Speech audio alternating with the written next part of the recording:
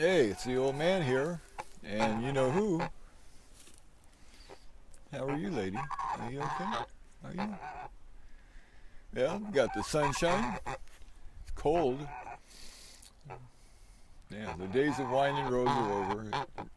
Days of wine and roses are over. It's cold. Had our first frost the other day. Yeah, the lady's okay. She's got her down jacket on. She's toasty. So, we got sunshine, got the good furniture, got the lady, and we got fresh straw. So it's story time. And it's been a while, but a wise old man once said, good things take time. And they do. Doing okay.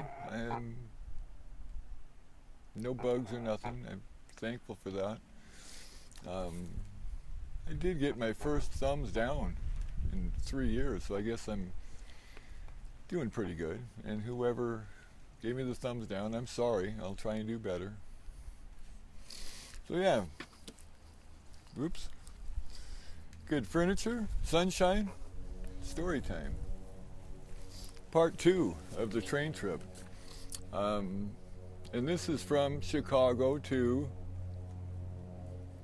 New Orleans. I'm going to do another video of the photographs. I'll just sit down and point them out and talk about them. I haven't figured out editing and all that stuff yet. So anyway, nice and warm with my Felsen jacket on. Anyway, what do you think, lady? You like story time? Yeah, I hope everybody's okay. Let's see. Yeah, when I got on the train, it was probably 1 o'clock in the morning in Chicago. The city of New Orleans, that was the name of the train. And like I said earlier, I've heard that song 100 times, and I never thought that I would actually see the city of New Orleans or even ride on it, but I did. And it was an older train, but everything was good. And I was I wasn't first class. I was in coach. Anyway. So yeah, we get going, and within in half an hour of being on the train, this lady in front of me, an older black lady, her seat wouldn't fold down. It was kind of jammed up, and she asked if I could help her. And I got it broke loose so it would work, and ended up sitting with her and talked for a couple hours. That's what's fun about the train. You can meet people and hurry, so why not talk? And she gave me the local history and talked about catfish ponds and this and that, and she shared her lunch with me, which was a ham sandwich on white bread, and it was kind of smashed from being in her purse or whatever it was, and a banana. So we broke bread together and talked, and it was fun. Let's see. With a smashed ham sandwich and a banana. In coach. Oh yeah, in coach you get to know people. First class, not so much. People are kind of to themselves in first class, but not always. There's always people that love to talk. I'm one of them. Yeah, in first class you don't have to mix with other people if you don't want to. You can just stay in your room and they could bring your dinner to you and do all that stuff. Yeah, told me about catfish ponds, local stuff. Nice gal, maybe 55 or 60. Zazoom, 11 a.m. And for that trip, from that point south, was a lot of swaying back and forth. I mean, more than any of the whole trip, that section was really back and forth. And I asked the conductor, I said, is this normal? And he goes, forget it. We haven't dumped it in a long time. You'll be okay. So I trusted him, and it was okay. Zazu, 11 a.m. Hey. You don't need to be doing that. Yeah. All morning long, morning glory, growing on everything. It looked cool. Catfish ponds, jungle-looking forest and swampy. And the morning glory we have here, right there, has white flowers on it. This one had blue flowers and I think yellow, but I mean it was everywhere. It was this one town I remember seeing, and at one time it was a small town. It looked, you know, I could see the main drag and everything was boarded up and morning glory everywhere, on the roof, on the chimney. I mean, it was in a very sad state of derelict. Okay, Jackson, Mississippi, 1 p.m. 30-car train derailment up ahead, chemical spill. We are rerouted southeast, the long way to New Orleans. This should be interesting. And more morning glory with blue flowers and 2 kinds of ivy. Yeah, they diverted us off the main line to the old way, I guess, or something. And we're moving slow. And there was actually like branches hitting the train. It was obviously nobody had been on that section in a long time, but it was cool. Like I say, we chugged right through. I borrowed a cell phone to call home. 2 black guys my age playing cards on laptops in the bar car. I offered to pay for the call. No way, man, just do it. His friend offers me his phone, saying it has better reception. Or should we email? And we had all the bases covered.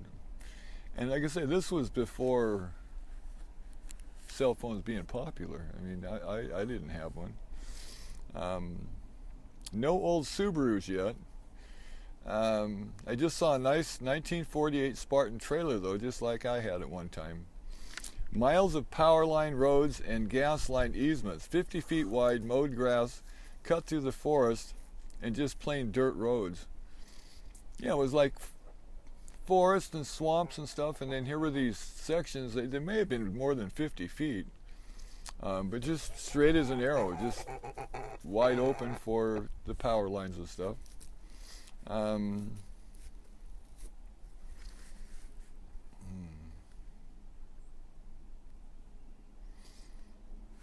Okay. Yeah, now I'm close to New Orleans. Yeah, I went to all the way down. I can't think of all the states I went through, but it was cool. And I think a lot of it was at night, so there wasn't much to say, and I didn't have a camera with me, so I didn't take any pictures. I got off the train in Slidell, Louisiana. Hadn't had any chew in 10 hours, hoofing it to a sporting goods store that had beer, etc., and guns and everything sporting stores have. You got any chew? Sure. He hands me a bag of Red Man, which is big leaf stuff. Do in a pinch, but I was looking for Copenhagen. No Copenhagen? No, he says that's 2 blocks down at the Delicatessen or whatever was down the road. And the guy behind the counter goes, "Hey, where in the hell are you from to need a coat like that?" My Felsen, I had it. And Felsens are made in Seattle. They were. I don't know if they still are. And their logo is, you may as well have the best. In fact, this is a Felsen hat and a Felsen coat. And so he's checking it out. And he said, "Yeah, where in the hell do you need a coat like that from?" And I said, "The Great Northwest." And the guy feels the sleeve. And nice, he says. And the other guys come over and feel it too. And I was carrying it over my arm. It was 80 degrees and sticky, so I certainly didn't need my jacket at that point. I'd never been around humidity, but it was hot and sticky. The car rental fiasco. Car rental in New Orleans. And it wasn't in New Orleans. I got off the train early, and then I went east to, I can't think of the town, it's in here, because I wanted to stay on the Gulf of Mexico. And so I got off the train and took a cab. I'll tell you about it. And I was going to rent a car, but car rental in New Orleans, high price because of flooding, etc. $200 plus for just 2 days. I took a cab to Gulfport. That was the town I went to. $75, and the room was $36. The news says it will be in the 70s tomorrow. We'll see. And yeah, I got in the cab. It was a lady cab driver, and told her I wanted to go. And I said, "Do you mind if I ride in the front seat?" And she goes, "No, that's fine." And I have friends that drove cab, and they said they always liked that because it's yeah, it kind of makes you equal, and you know, you're not in the back. You don't have to turn your head to talk all the time. And we talked a lot, and anyway, she got me where I was going to. Yeah, it's supposed to be in the 70s. We'll see. Tomorrow was here. Rain, wind, thunder, and lightning. I went to the casino, minus $40. I had lunch at Red Lobster, dinner at the Waffle House. Yeah, that's kind of like a Denny's or something. And I had grits. First time ever. I liked them. Area reminds me of Forrest Gump's house. Big wide oak trees, sandy beaches man-made, bald spots from last week's storm. And it was, yeah, the Gulf of Mexico, and you could see, well, forever. And workers were fixing it. And I dumped truckloads of sand in a cat or a backhoe to dress it up. And yeah, apparently, naturally, it was just dirt, and they put sand on there and made it look good. And I remember I walked in the water out half a mile, and I wasn't even waist deep. It was shallow for a long time, and I should have asked if there was jellyfish or something to worry about, but being a naive tourist, I didn't. So yeah, I got to the motel there, and it was Monday night, and I watched the Seahawks on Monday Night Football, and I called a friend of mine, Mike, who we had always had kind of an ongoing deal that if there was the Seahawks were on Monday Night Football, he'd have a get-together at his house, and I would always go. But I called and told him where I was, and he's like, no way. I said, yep, right on the Gulf of Mexico. Like Gulfport, Mississippi. And I don't know if I stayed 2 days, but it was fun. Yeah, I just wanted to, when I looked at the map, I thought, I want to be someplace on the Gulf of Mexico, because apparently New Orleans doesn't necessarily have beaches. It's more inland, I guess. So here it is at 6:45 a.m. Greyhound to New Orleans. Raining, took a cab from the bus station. The station's closed, but still dark. This guy comes from around the corner. Hey, man. He's maybe older than me, has a flowered tourist shirt on, and light blue slacks. The guy's jazzed on something. He's joking and laughing. I didn't smell booze on him. He had only one cigarette and was waiting for the bank to open at 8 a.m. And he asked me if I had cigarettes. I said, no, I got Copenhagen, but he wasn't interested. I told him I was going to New Orleans, and he told me, go check out the Salvation Army, man. You can stay there for $1, and they have food too. Yeah, they're all right. A lady and her older mom show up, and then the bus showed up. I get on the bus, and that guy's gone. I look all over as we drive away. He's gone, and it was like there was nothing to hide. I mean, not hide from, but there was nothing for a long ways, and it was like all of a sudden, where'd that guy go? He just disappeared. I think like he might be an angel, but I don't want to stay at the Salvation Army, and he was a little lit up to be an angel with good advice. Yeah, it was weird. He came out of nowhere, and then bang, was gone again. I couldn't see where he went. The Greyhound, ugh. I guess I'm spoiled by the trains. I think of the bus I saw in Spokane heading to Chicago. That would be at least 3 days. And if that's all you got, then that's all you got. We just went over a long, tall bridge, and I could see swamps for miles, dense forest with muddy water. I think of moonshine and secret camps. A guy could hide there forever, except for the snakes, the gators, bugs, and heat-seeking cameras. Still no Subarus, but I just saw a nice 1972 Citroen, and I had one of those, and they were a good car. Super hard to get parts for, but I've never had one as comfortable. It was a really nice car. Mine was a 62 Citroen, ID 19. Yeah, so here's this 72 Citroen with grass growing around it, and I said if I was closer to home, I would check it out. I only had 4 hours of sleep last night and was somewhat spaced out. I looked at the others on the bus.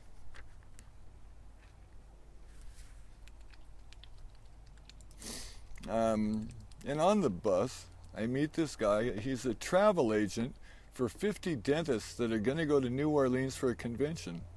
And he is checking things out. He has been on the bus since Florida. And dentists are going to go on the bus? And the guy says, no. He goes, I'm just cheap.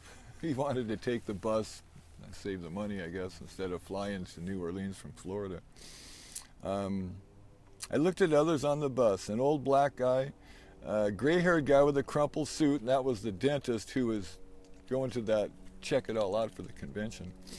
An old lady, and a guy just got on at Slidell reeking of weed.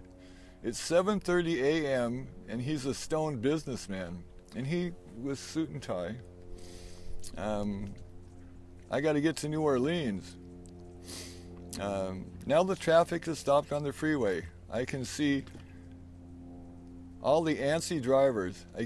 I'll get back to you. I can see brake lights for miles. Cool.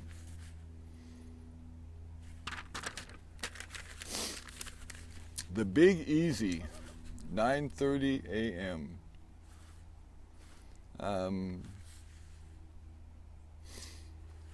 Let's see. Got to the motel with shuttle service from train station to motel to Bourbon Street. And I tell the porter, yeah, the hotel was nice. And like I say, the porter gave me a ride to Bourbon Street. But the motel was literally a fortress. It had a great big sliding gate that might have been 8-10 feet tall. I mean, and at night they closed that gate, and there's no way to get in there. I mean, I think you'd have to climb over a 10-foot fence, so it was well protected, I'll say that. So I get in the rig and I tell the boarder, take me to Bourbon Street, man. I'm going to get so smashed. And he goes, sure, man. And I go, I'm just kidding. And he goes, yeah, sure, man. And he goes, that's what everybody says. Take me to Bourbon Street, I'm going to get hammered. And I didn't. Yeah, he said he heard that line every day. So he just didn't react to it at all. He said, yeah, okay, if you want to get hammered, yeah. I'm just kidding, yeah. Well, let's see. Walking down a narrow 2-lane street at Bourbon Street, and the first thing I notice is the smell of sour milk and rotting food. I'm not kidding. Not the whole area smelled that way, but you could certainly smell it. Yeah, I was surprised. I thought here, Bourbon Street's supposed to be the coolest place to go, but I was there at 10 in the morning, so I'm sure Bourbon Street probably didn't get moving until late afternoon and then long into the night. Yeah, I wasn't too impressed with it at all until I noticed a plaque dating a still-standing blacksmith shop that is now a bar, 1778. It looked that old, and it was all stock. And I remember looking at the wooden window frames and the windowsills and stuff, and you could tell that apparently they'd been there 200 years. And to look at that, I thought, man, that's a lot of winters and summers, and still standing. Inside the place I went inside, they had the forge set up, and it was now a salad bar or something like that. But it was, you could tell at the time. And when I stood outside, I thought, was this a dirt road back in 17 so-and-so? It probably was, now that I think about it. They didn't have cars. It was all horse-drawn stuff. So yeah, it probably was dirt. And then I looked at the buildings that I saw, and I thought, was this out of town? Was this... Yeah, probably a lot has changed in 200 plus years.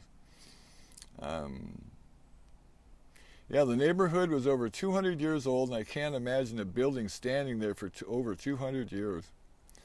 So now I'm walking around the strip there. Lots of bars, restaurants, strip clubs, sex shops, all that stuff. Not much else.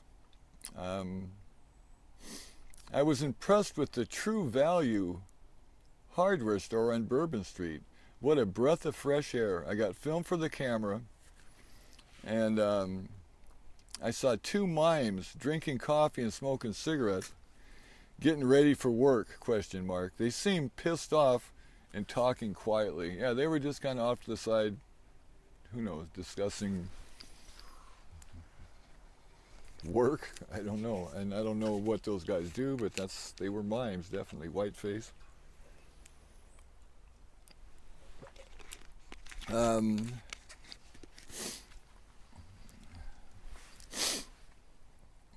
Let's see here. Yeah, I went to meet my shuttle, 1 hour wait. I sat on a paper stand and watched. It seemed the place to be cool. Couples riding Harleys down Bourbon Street. Really cool.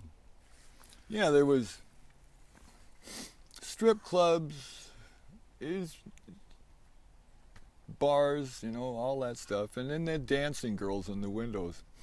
And talking to me. Come on, big boy, come on in. Come and see the show. I'm okay, I don't need that. Oh, come on.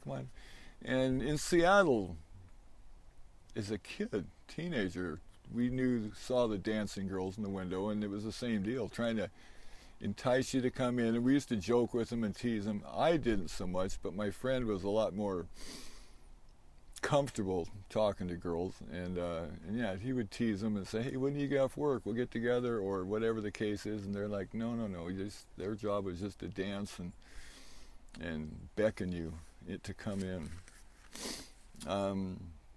It says people seem to be forced to have fun there. Crossed the Mississippi on a bridge 300 feet above the water for 4.2 miles just west of New Orleans. Yeah, the something long bridge, and it was super tall, and I don't know why it had to be that high up in the air.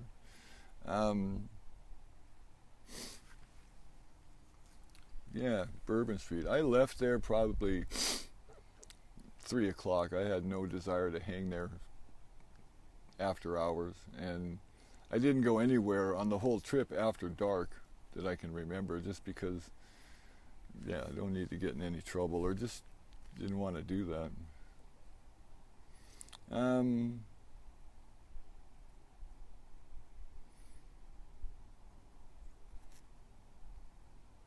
Just before I got on the shuttle, I was talking to this black cookie seller, and he had kind of a backpack with famous Amos cookies, I think. So I'm talking to him, and this other guy walks up, and he chugs 3/4 of a Budweiser beer, angrily throws it in the rest of it in the middle of the street, a busy street, and walks away talking to himself.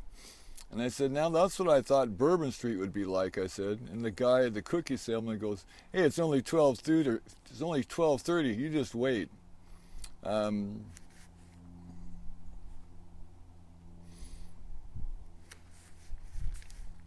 Yeah, here's just some notes. I saw a guy on the train. I saw some worldly looking guy reading a magazine called Stuff. And on the cover was girls, cars, motorcycles, and boats. And so he was apparently into stuff.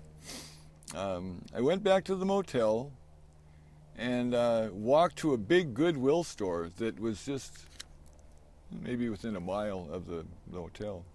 But I got there and it was closed.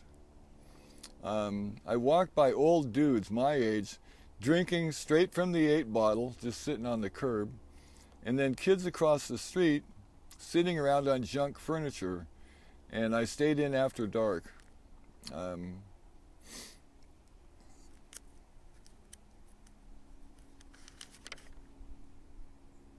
Let's see.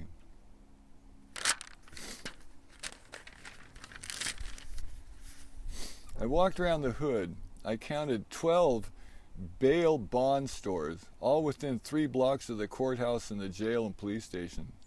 And then 2 blocks away, there's guys sitting outside this little corner store drinking and smoking weed right in public, and that was close to 20 years ago.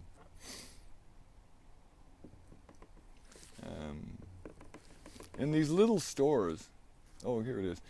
Little tiny stores. I'm not kidding you. It was 20 feet square. I mean, and there was 2 or 3 of them on that strip. And there were 3 little stores I went to. One was as big as our front room. An Asian guy watching Asian rap videos on the TV. Lots of little bottles of booze for sale.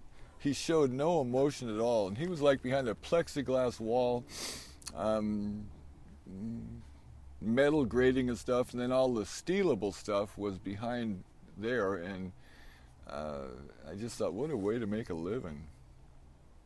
The Big Little store, Asian and black workers. I had dinner there last night, barbecue ribs and curry chicken, a large dose. I couldn't eat half of it, and it was really cheap, under $7. Friendly somewhat.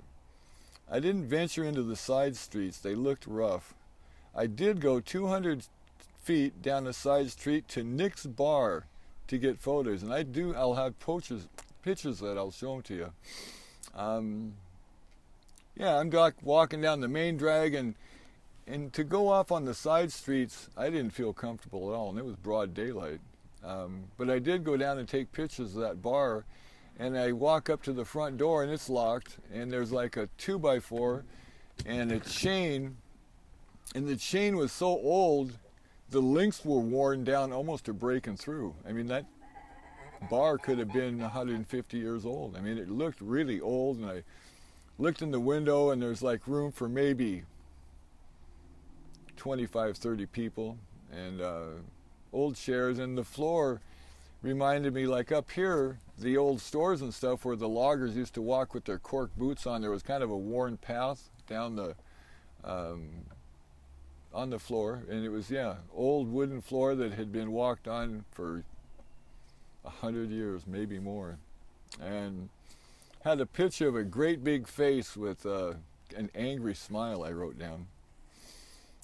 Mean-looking happy face with big straight teeth. Front doors locked with a worn 2x4 and chains. Dirt sidewalk. Cool picture of trains around the world, and see the picture. In a dream I would like to go there. I liked it a lot. Across the street was an old brewery, 7-story building in disrepair. Sad, lots of really old buildings. Yeah, I'm not a drinker at all, but it would have been fun to go there. And this was a black part of town. I'm not racist. I'm just describing what it was. And yeah, just looking in that window and seeing the chairs, and I just thought, boy, how many parties have been in that place? And you know, if it's the neighborhood bar, generations of people have hung out in there. Yeah, I liked it.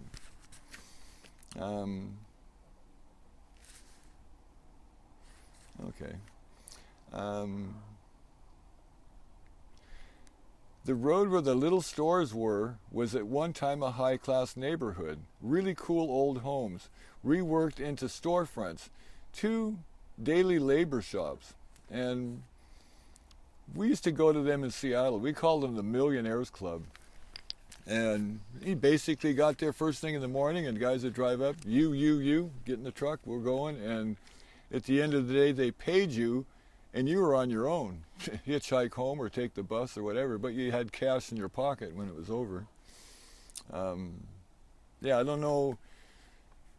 Nowadays, labor shops, I'm not sure how that works, but I've seen them in Portland and other places where, like at Home Depot, is just an area where people would be in the morning, and people would drive up and look you over. I want you, let's go. We're going to do painting, or we're going to haul gravel, we're going to stack, we're going to do whatever the job is.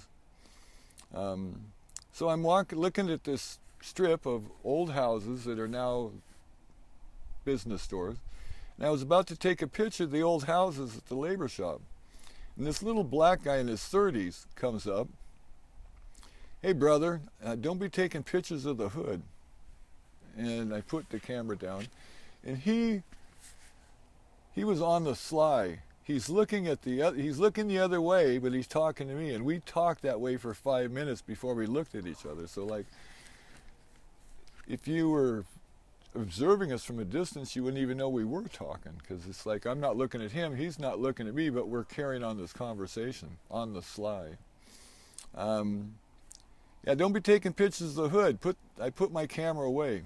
He goes, those bros across the street may not want, they might be wanted. He went on to tell me about the courthouse. You can take pictures there, the police station, and the new jail. He may have been a little slow. Fun to talk to. He told me to ask the brothers about picture taking. And he says, show them respect. Tell them you're not the heat. They'll respect that. And so I ran across the street, and there was two guys sitting there. And the guy that was sitting down there, he wanted $10 for me to take the picture. And I'm like, come on, man. And this other guy, a bigger guy, looked me in the eye and he goes, forget it, man. Take your pictures. And kind of chewed the guy out for saying, you don't have to charge $10. What are you doing? Yeah, $10. Yeah, $10. I laughed. Come on, man. And the other guy says, hey, go ahead and take your pictures, man. Thanks. I walked across the street, took the pictures, and that little guy was still there. I walked with the little guy for about 4 blocks. As we came to another labor pool, about 5 or 6 guys hanging out in front, Shorty slowed down. Should we cross the street? I said. Nah, just hold your head up. You're a big guy. And he didn't say guy. He said, you're a big such and such. I said, okay. So he walks through with nods and smiles. What's up, man? That was the line. What's up, man? Shorty had to take off. I walked for another hour. I came up to a crowd, about 8 or 10 guys hanging on an overground corner. Excuse me, guys. The crowd parted, heads up. You're a big guy. I was bigger than most of them. There was 3 big guys, nod. What's up, man? Good. I'm walking through, I'm rushing. Was that brave or stupid? The police station was within yelling distance and it was broad daylight. But still, these are a crowd of dangerous looking guys. And I just thought what Shorty said, you're a big guy, hold your head up. Okay. And I bluffed it. Now I think we're getting into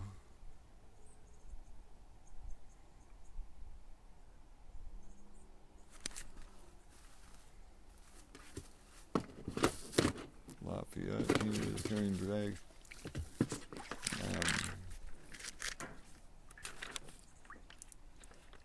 Yeah, I think that's all about it. And now it's from New Orleans to Houston, Texas. And here's just some notes, though. Nice ass comes to Bourbon Street. We were down in a place near Moab, Arizona. I'm not sure where it is. Moab, New Mexico, someplace.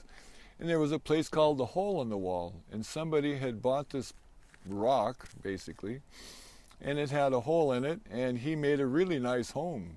Had a fireplace and a chimney that they had cut somehow through this. It was just literally a great big rock, and made a 2 or 3 bedroom home, and very cool. I liked it. It had doors and windows and rock wall, rock ceiling, rock floor. I mean, the whole thing was there. And we went on a tour, and the lady that was giving the tour wasn't very friendly. She maybe just had woke up or I don't know what, but she was just kind of going through the tour real unemotional at all.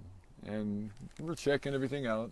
And on the tour is a picture, is there not a picture? It's a stuffed donkey that the old man who had built this place had, and he decided to have it stuffed. And she was saying, well, it's kind of rough looking, and you can see the stitches and stuff. And I'm looking at it, and I said, you know what, it's still a really nice looking ass. And she had coffee up to her mouth, and she coughed and kind of blew some out of her mouth into the cup, and she laughed. Everybody laughed, and it was like that kind of broke the ice because she wasn't in a very good mood. But once I said that was okay. So now, nice ass goes to Bourbon Street. While I was on Bourbon Street, there were horse-drawn carts giving people tours, but they weren't drawn by horses. They were pulled by donkeys. The long-haired driver looked my way, and I said, hey, nice ass. And he laughed out loud, and he goes, "That's a new one, thanks. I hope the line spreads. Someday it will be a common joke, all started by me." He did have a nice ass, though. I'm sorry. It's just another word for donkey. Let's see here.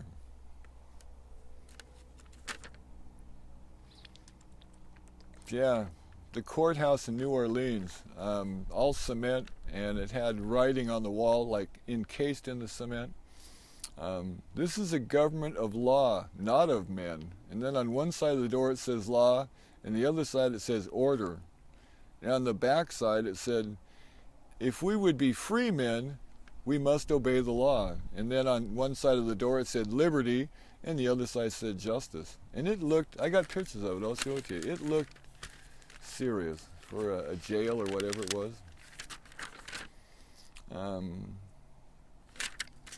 The Asian guy in the cage, that really little store in New Orleans, the cage really wasn't big at all, maybe 3 feet deep and 5 by 8 in the front, stuffed with the most stealable items, I guess. Sex pills, deodorant, playing cards, cigarettes, soap. Yeah, would have made it make a living. It was really smaller than our front room. 6 guys hanging out front, half of them hunkering down, labor ready next door. Doors and windows with welded steel gates, tough as hell. This is a tough part of town. 2 blocks from my hotel. The motel was a pleasant-looking fortress, and it was. Welded steel gates, wheels on the gate to shut it at night. And I wish I would have been on a room where I could see the street, because I would have liked to have seen the nightlife. I didn't. I was on the backside there. I couldn't see much except the parking lot. Yeah. So yeah, that's Chicago to New Orleans, and my thoughts about it. Yeah, New Orleans, Bourbon Street, debauchery. I've never been a super lustful guy, but that seemed like that's all Bourbon Street was about booze and sex and partying. Yeah, I got a bunch of pictures I'll show you. Yeah, pictures of me faking like I'm looking into the strip clubs, and there's a big sign up front that says topless and bottomless dancing and all this stuff. And I mean, it was just wide open. I mean, that was the whole sales pitch of Bourbon Street. And that smell of the food, that did surprise me. And yeah, who knows? That's just what my observation was. So anyway, the old man will be back, and we'll go from New Orleans to Del Rio, Texas, and I stayed there. And yeah, it was fun. The train trips, I love it. I mean, you could say you get to talk to people, meet people from all over the place. I met a guy from Scotland, and a couple times I saw guys that were, this one guy, he and his dad, he worked for the railroad, and once a year he could take a trip with a person with you, a friend, anywhere you wanted on the train, and probably first class. They better, yeah, you can do it, but you got to be in coach. That wouldn't work. So yeah, it was fun talking to guys. And this one guy, older man, I talked to and stuff, and we talked about everything, and I got the distinct impression he didn't like police at all, just by the way he was talking.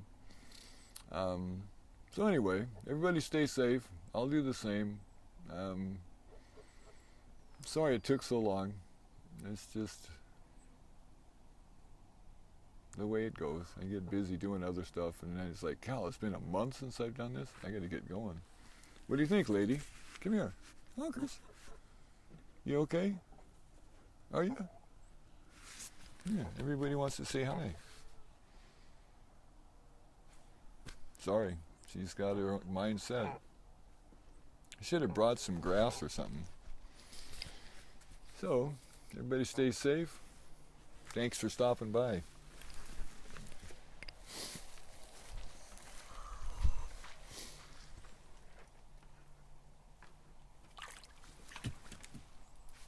And thank you for watching to the very end. 40 minutes. Wow. Take care.